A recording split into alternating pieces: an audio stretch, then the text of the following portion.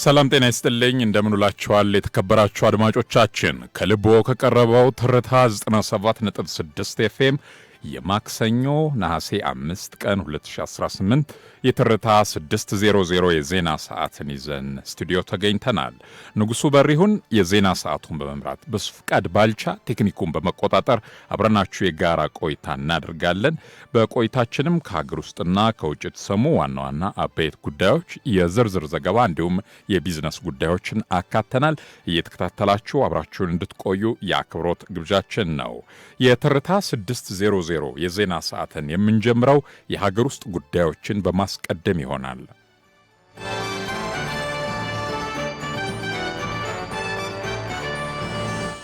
ብሔራዊ የምክክር ጉባኤው ምክረ ሐሳቦች እንጂ ውሳኔዎች የሚቀርቡበት እንዳልሆነ ተጠቆመ። በመካሄድ ላይ የሚገኘው የምክክር ጉባኤ ለባለድርሻ አካላት የሚቀርቡ ምክረ ሐሳቦች የሚገኙበት እንጂ በጉባኤው ውሳኔ የሚሰጥባቸው አጀንዳዎች የሉም ሲል የኢትዮጵያ ሀገራዊ ምክክር ኮሚሽን አስታውቋል።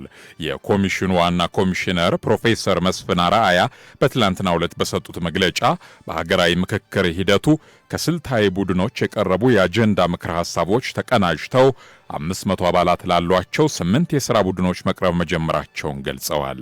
500 አባላት ያሏቸው ቡድኖች የቀረቡላቸውን ሐሳቦች በማድመጥ መካተት ያለበትንና ሊካተት የሚገባውን ሐሳብ በጥልቅ ውይይት እያዳበሩ ሲሆን የሥራ ሂደቱን ጨርሰው ያቀረቡ እንዳሉ ሁሉ ያላጠናቀቁት ደግሞ ስራቸውን አጠናቀው ሲጨርሱ ለቀጣዩ ቡድን የማስረከብ ሂደት ላይ እንደሚገኙም ዋና ኮሚሽነሩ በመግለጫቸው አንስተዋል።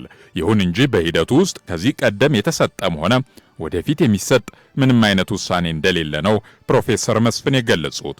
ምክክሩ የሚሰጠው በየአጀንዳው ላይ የሚዘጋጁ አቅጣጫ ጠቋሚ የምክር ሐሳቦችን ብቻ ነው ያሉት ኮሚሽነሩ እነዚህ የምክር ሐሳቦችም ለሕግ አስፈጻሚው፣ ለሕግ አውጪው፣ ለሕግ ተርጓሚው፣ ለሕግ አስከባሪው እንዲሁም ለፖለቲካ ፓርቲዎችና ለሃይማኖት ተቋማት ለአፈጻጸም እንዲያመች በሚተላለፉበት መንገድ የሚዘጋጁ ናቸው ሲሉም ገልጸዋል። ተመካካሪዎች ሀገራዊ አንድነትና የጋራ ጥቅምን ማዕከል በማድረግ የምክር ሐሳቦችን እያዳበሩ ሲሆን በሂደቱም በርካታ ቀደም ሲል አከራካሪ ይባሉ የነበሩ ጉዳዮች ወደ ህዝባዊ መግባባትና የጋራ አጀንዳነት እየመጡ እንደሚገኙ ዋና ኮሚሽነሩ ፕሮፌሰር መስፍን አርአያ የገለጹት ወሳኝ መርሆች በሆኑት መከባበር፣ መደማመጥና ወደ መሃል መምጣት በነጻነት ተነጋግሮና ተደማምጦ ወደ ጋራ ሐሳብ መድረስ እንደሚገባ ሀገርን ማዕከል በማድረግ ከየአካባቢው ይዞ የመጡትን ጥያቄ ብቻ ለመመለስ ሳይሆን ሀገራችን ኢትዮጵያን ማዕከል አድርጎ መንቀሳቀስ ተገቢ መሆኑንም ተገልጿል።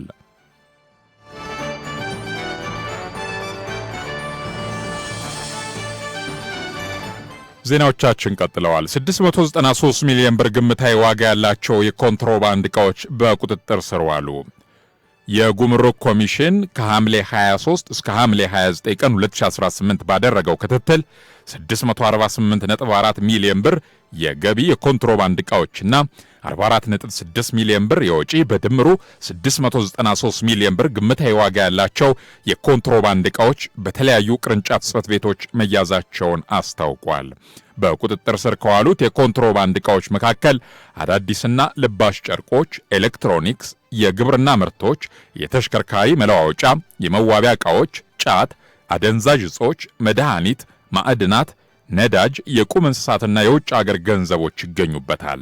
በተጠቀሰው የጊዜ ገደብ የገቢና የውጭ ኮንትሮባንድን በመቆጣጠር አዋሽ፣ ድሬዳዋና ጅግጅጋ ጉምሩክ ቅርንጫፍ ጽሕፈት ቤቶች ቀዳሚውን ስፍራ መያዛቸው ተጠቅሷል። በቅደም ተከተላቸው 153 ሚሊዮን፣ 109 ሚሊዮን እና 106 ሚሊዮን ብር ግምታዊ ዋጋ ያላቸው የኮንትሮባንድ ዕቃዎችን መያዝ መቻላቸውም ተጠቁሟል። የኮንትሮባንድ ዕቃዎቹ በጉምሩክ ኮሚሽን ሰራተኞች፣ በፌዴራል ፖሊስ፣ በክልል ፖሊስ አባላትና ህብረተሰቡ ባደረጉት የጋራ ጥረት በፍተሻ በጥቆማና በበረራ የተያዙ ሲሆን የኮንትሮባንድ ዕቃዎቹን ሲያዘዋውሩ የተገኙ 30 ተጠርጣሪዎችና 17 ተሽከርካሪዎች በቁጥጥር ስር ውለዋል። ኮንትሮባንድና ህገወጥ ንግድ የአፈጻጸም ስልቱ ተለዋዋጭ በመሆኑ ድርጊቱን ለመግታትና በአገር ኢኮኖሚ የሚያሳድረውን ተጽዕኖ ለመከላከል ጉምሩክ ኮሚሽን ብቻ የሚያደርገው እንቅስቃሴ በቂ ባለመሆኑ ሁሉም ባለድርሻ አካላትና ህብረተሰቡ የበኩሉን ድርሻ እንዲወጣ የጉምሩክ ኮሚሽን ባቀረበው መረጃ አሳስቧል።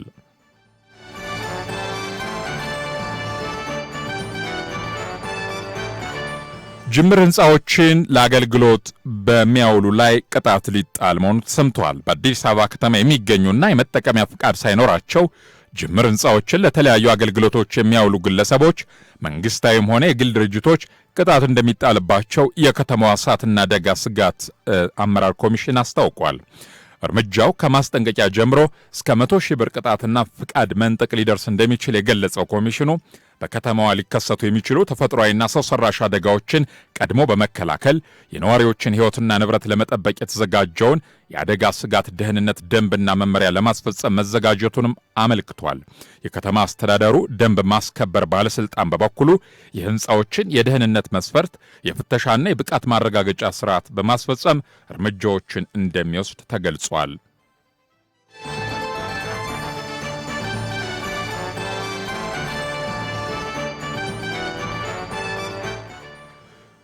ከልቦ በቀረበው ትርታ 97.6 ኤፍኤም የማክሰኞ ቀን የትርታ 600 ዜና ሰዓት ነው በመከታተል ላይ የምትገኙት። አብራችሁን ስለሆናችሁ እያደመጣችሁን ስለሆነ እናመሰግናለን። 9760 ላይ ሐሳብ አስተያየቶቻችሁን ልታደርሱን ትችላላችሁ። በተከታይነት ወደ ምንመለከተው የዝርዝር ዘገባ ነው የምናልፈው። የዛሬው የዝርዝር ዘገባ ትኩረቱን የሶስተኛ ወገን የኢንሹራንስ አተገባበር ላይ ትኩረቱን ያደርጋል። ባልደረባችን አበበ ተገኝ አዘጋጅቶ እንደሚከተለው ያቀርበዋል። በየዕለቱ በሚከሰቱ የመንገድ ትራፊክ አደጋዎች ሳቢያ የሚደርሰውን ማህበራዊና ኢኮኖሚያዊ ውድቀት ለመቀነስ ከተዘረጉ ዋነኛ ህጋዊ አሰራሮች አንዱ የሶስተኛ ወገን የመድን አገልግሎት ነው። ይህ አሰራር ከአሽከርካሪና ከተሽከርካሪ ባለቤት ውጭ ባሉ ሶስተኛ ወገኖች ማለትም በእግር ተጓዦች፣ ተሳፋሪዎችና በሌሎች አሽከርካሪዎች ህይወት፣ አካልና ንብረት ላይ የሚደርስን ጉዳት በገንዘብ ይክሳል። በኢትዮጵያ ይህ ኢንሹራንስ በህግ ግዴታ ሆኖ ስራ ላይ እንዲውል የተወሰነው በ2001 ዓ.ም ነበር። በወጣው የተሽከርካሪ አደጋ የሶስተኛ ወገን መድን አዋጅ ቁጥር 559/2001 ሲሆን ሙሉ በሙሉ ስራ ላይ የዋለው ደግሞ በ2004 ዓመተ ምህረት ነው። ከዚህ ጊዜ ጀምሮ ማንኛውም ተሽከርካሪ የሶስተኛ ወገን የመድን አገልግሎት ሳይኖረው ማሽከርከር በህግ የተከለከለ ነው። የስርዓቱ ዋነኛ ጥቅም ተጓዦቹ የገንዘብ እጥረት ሳይገታቸው ፈጣን የድንገተኛ ሕክምና እርዳታ ላይ ህጋዊ የካሳ ክፍያ እንዲያገኙ ማስቻሉ ነው።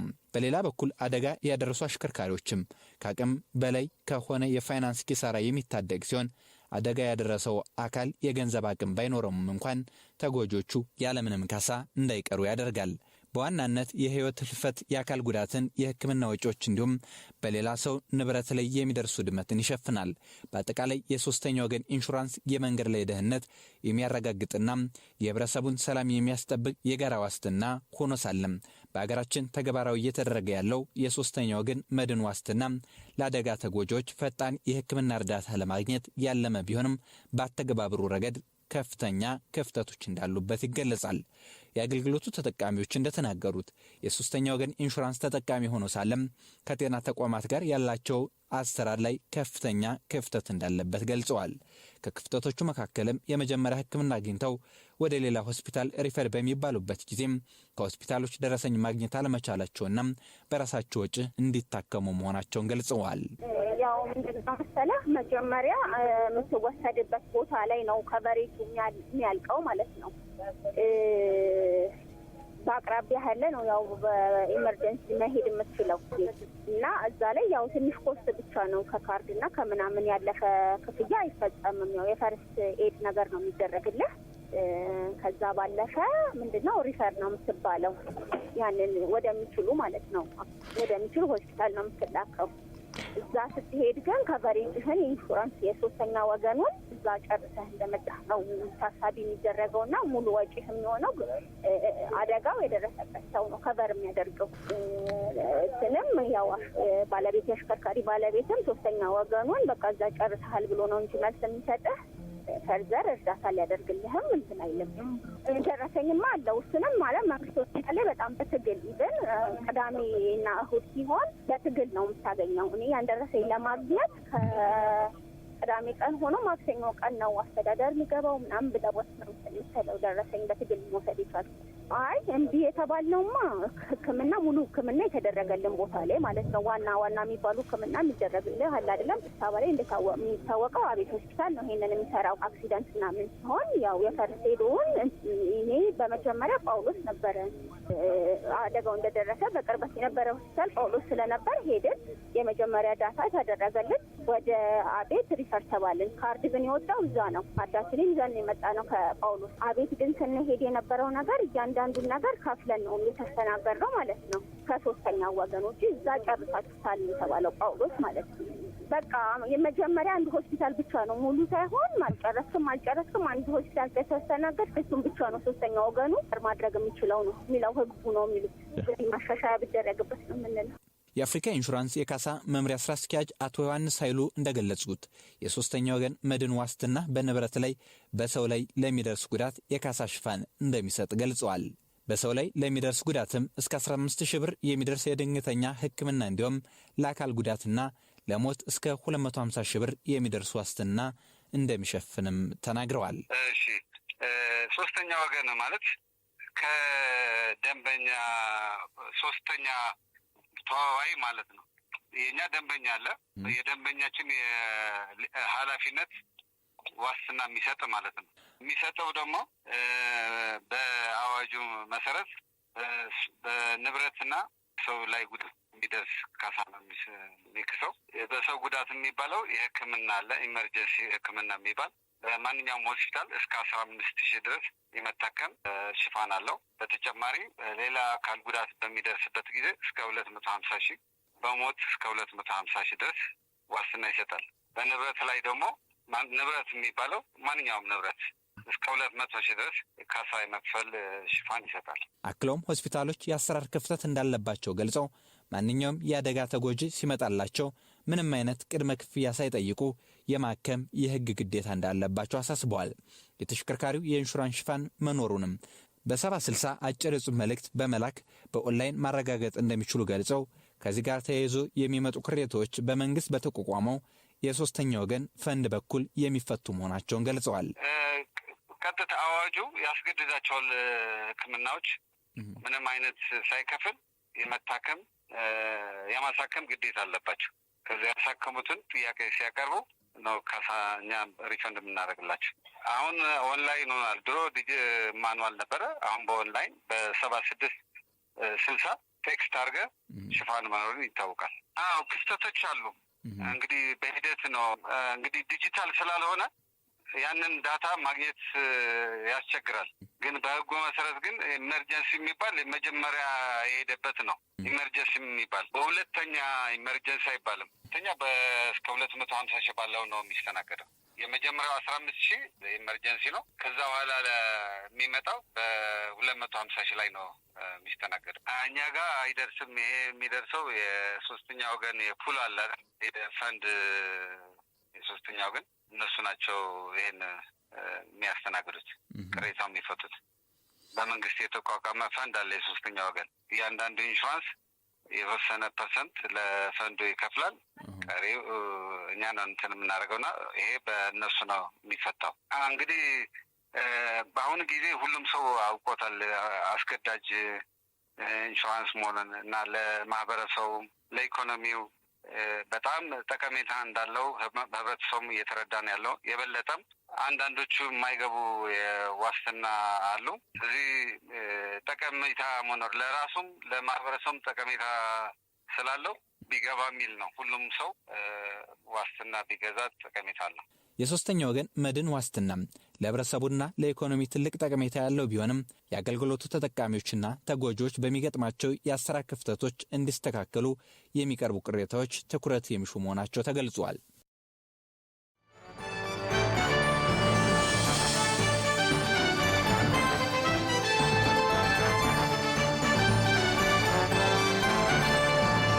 ትርታ 600 የዜና ሰዓት ነው። ከልቦ በቀረበው ትርታ 97.6 ኤፍኤም በመከታተል ላይ የምትገኙት አብራችሁን ስለሆናችሁ ያደመጣችሁን ስለሆነ እናመሰግናለን። በማስከተል ደግሞ ከውጭ ምንጮች ወዳገኘናቸው አጫጭር ዘገባዎች ስናልፍ በሱዳን ጦርነት ሳቢያ የቀጠናው ሀገራት የደህንነትና የኢኮኖሚ ጫና እንደተጋረጠባቸው ተነግሯል።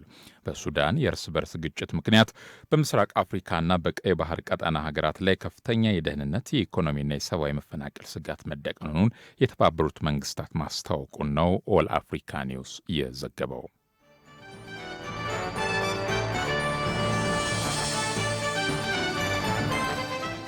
የሊቢያ ማዕከላዊ ባንክ ገዢ ከኃላፊነታቸው ለመልቀቅ ማመልከቻ ማስገባታቸው ተሰምተዋል። በሀገሪቱ የነዳጅ ገቢ ቁጥጥር ላይ ከፍተኛ ሚና እንደነበራቸው የሚነገርላቸው የባንኩ ገዢ ስልጣናቸውን የለቀቁት በሀገሪቱ የፖለቲካ ኃይሎች መካከል ያለው ውጥረት ባየለበት ወቅት መሆኑ ተነግረዋል። ማዕከላዊ ባንኩ የሊቢያን በቢሊዮን ዶላሮች የሚገመት የነዳጅ ገቢና ሀገራዊ በጀት የሚያስተዳድር ተቋም በመሆኑ የገዢው መልቀቅ በሀገሪቱ የኢኮኖሚ መረጋጋት ላይ ስጋት መደቀኑም ነው በዘገባው የተጠቀሰው። የተባበሩት መንግስታትና ዓለም አቀፍ አጋሮች ጉዳዩን በቅርበት እየተከታተሉት እንደሚገኙና የሊቢያ የፋይናንስ ተቋማት ገለልተኝነት እንዲጠበቅ ጥሪ ማቅረባቸው ተጠቅሷል።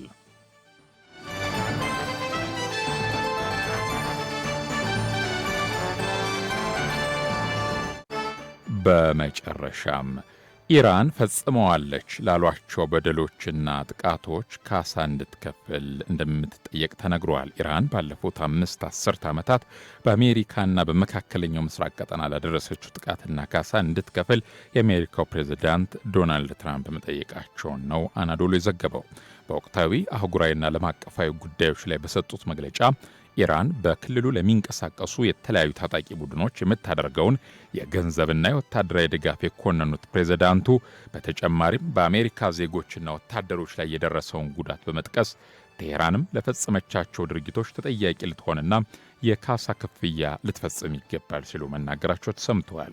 ፕሬዝዳንት ትራምፕ በኢራን ላይ የሚከተሉት ከፍተኛ ጫና የማሳደር ፖሊሲን በተመለከተ በሰጡት ማብራሪያ ቴህራን ዓለም አቀፍ ግዴታዎቿን እስካልተወጣችና ለደረሱት ጉዳቶች ካሳ እስካልከፈለች ድረስ ከምዕራባውያን ሀገራት ጋር አዎንታዊ ግንኙነት ልትመሰርት አትችልም ማለታቸው ተነግሯል።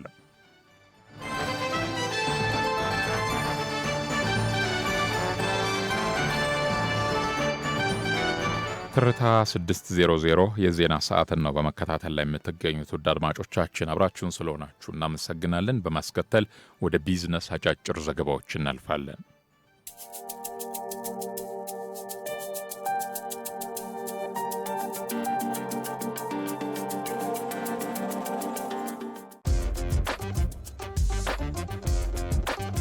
የኢትዮጵያ ንግድ ባንክ ለሶስተኛ ጊዜ የሚከበረውን የሳይበር ደህንነት ግንዛቤ ማስጨበጫ ወር አስመልክቶ ጋዜጣዊ መግለጫ ሰጥቷል። መርሃ ግብሩ በጥቅምት ወር 2019 ዓ.ም የሚካሄድ ሲሆን ባንኩ ዝግጅቱን ከሲአይኦ አፍሪካ ጋር በመተባበር እያከናወነ ይገኛል። ባንኩ በመግለጫው እንዳስታወቀው በ2025 በ2026 በጀት ዓመት የባንኩ ጠቅላላ ሀብት 2.8 ትሪሊየን ብር፣ የተቀማጭ ገንዘብ መጠኑ ደግሞ 2.4 ትሪሊየን ብር ደርሷል። የባንኩ ደንበኞች ቁጥር ከ48 ሚሊዮን በላይ መድረሱ የተገለጸ ሲሆን ከጠቅላላ ግብይቱ ውስጥ 90 በመቶ የሚሆነው በዲጂታል የክፍያ አማራጮች ይከናወናል። የዲጂታል ግብይት መስፋፋትን ተከትሎ የሚመጡ የሳይበር ጥቃቶችን ለመከላከል ባንኩ ኤአይ ፓወርድ ዜሮ ትረስት ስትራቴጂ የተሰኘ የደህንነት መርህ ተግባራዊ እያደረገ ይገኛል ተብሏል።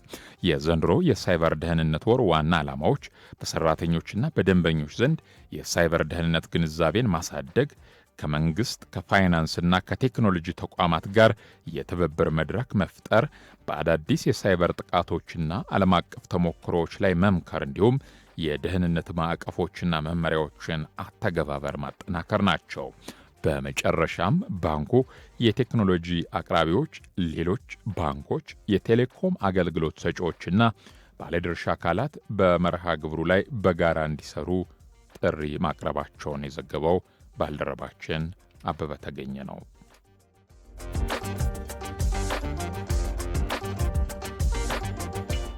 በመጨረሻም የአሜሪካ ባለሥልጣናት የማኑፋክቸሪንግና የካፒታል ፍሰትን ለማጠናከር ከዓለም አቀፍ ባለሀብቶች ጋር እንደሚሰሩ አስታወቁ። በተለይም የሀገር ውስጥ አነስተኛና መካከለኛ አምራች ኩባንያዎች የምርት አቅማቸውን በማሳደግ የውጭ ኢንቨስትመንት የሚያመጣውን ከፍተኛ ፍላጎት ማሟላት እንዲችሉ መደገፍ ዓላማው መሆኑ ተገልጿል። የአሜሪካ የገንዘብ ሚኒስቴርና የአነስተኛ ቢዝነሶች አስተዳደር ባለሥልጣናት እንደገለጹት የወጡት የታሪፍና የቁጥጥር ማቃለያ ፖሊሲዎች የውጭ አምራቾችን ወደ አሜሪካ እየሳቡ ቢሆንም አስፈላጊ ጥሬ ዕቃዎችንና ሌሎች ግብአቶች በሀገር ውስጥ መገኘታቸውን ማረጋገጥ አስፈላጊ መሆኑን አስታውቀዋል። የደቡብ ኮሪያው ሃንዋ ኩባንያ በፊላዴልፊያ የመርከብ መገጣጠሚያ እንዲሁም ማምረቻ ላይ የ5 ቢሊዮን ዶላር ኢንቨስትመንት ማድረጉና በሺዎች የሚቆጠሩ የሥራ ዕድሎችን እንደሚፈጥርም በዘገባው ላይ ተገልጿል።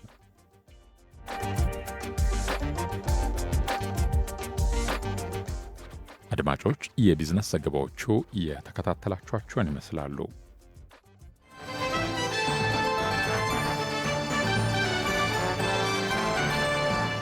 ከልቦ በቀረበው ትርታ 97.6 ኤፍኤም የማክሰኞ ቀን ነሐሴ 5 2018 የትርታ 600 የዜና ሰዓት ያደመጣችሁትን ይመስላል። ንጉሱ በሪውን የዜና ሰዓቱን በመምራት በሱ ፍቃድ ባልቻ ቴክኒኩን በጥራት በመቆጣጠር አብረናችሁ የጋራ ቆይታ አደረግን። እኛ በሙዚቃ ግብዣ ስንሰናበት 6 ሰዓት ከ30 ሲል ደግሞ ሲዲ ስፖርቶች ስቱዲዮን ተረክበው ቆይታ ያደርጋሉ። መልካም ቀን ይሆንላችሁ።